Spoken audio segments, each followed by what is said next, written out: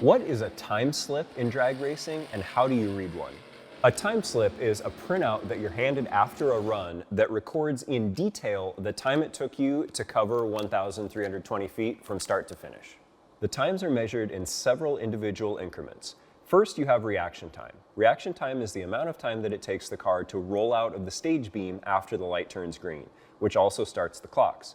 Next is 60 foot, which is the time it takes to cover the first 60 feet of the track. This is followed by the 330 foot time, 660 feet or 8th mile, then 1,000 feet, and finally the full 1,320 feet and mile per hour. The mile per hour is recorded by secondary timers that are located 66 feet before the finish line. That means that the speed trap is between 1,254 feet and 1,320 feet, and the average speed between the two beams is what shows up on your time slip. While lots of us will just skip to the bottom and look at ET in mile per hour and then throw the time slip in the glove box, there's a lot more to be found by actually digging into a time slip. Reaction times can win or lose a drag race. In a 12-second car, 1/100th of a second on the reaction time equates to about a foot at the finish line. And the way a car is staged will affect the reaction time.